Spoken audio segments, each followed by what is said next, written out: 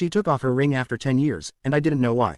The small, almost imperceptible glint of silver was gone. Just like that. One morning, over coffee, I noticed it. Her left hand, resting on the mug, was bare. No ring. Not the engagement ring, nor the wedding band. My name's Daniel Hayes, and I'm 42 now, but that morning, 5 years ago, I felt like the wind had been knocked out of me. Because after 10 years of marriage to Sarah, who was 38 at the time, her finger was suddenly, chillingly, empty.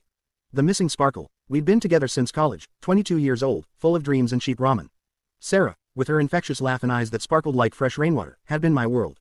We built a life, brick by brick. A small house, a garden that always seemed to thrive under her touch, and our golden retriever, Buddy, who was always by her side. That morning, the silence in the kitchen felt heavier than usual. I wanted to ask, desperately, but the words felt lodged in my throat, tangled with a fear I couldn't name. Sarah moved around, pouring more coffee, buttering toast, her movements as fluid and graceful as ever. But her hand, the bare one, seemed to scream its absence.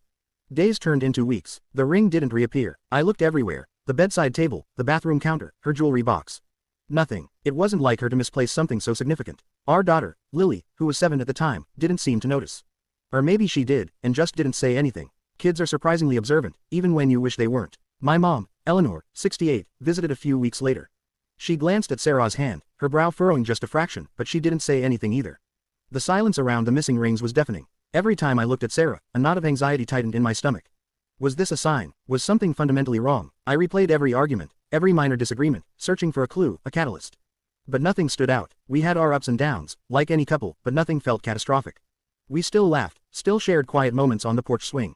Yet, the rings were gone. It was like a vital piece of our story had just been erased, and I was left staring at a blank page, utterly clueless as to why.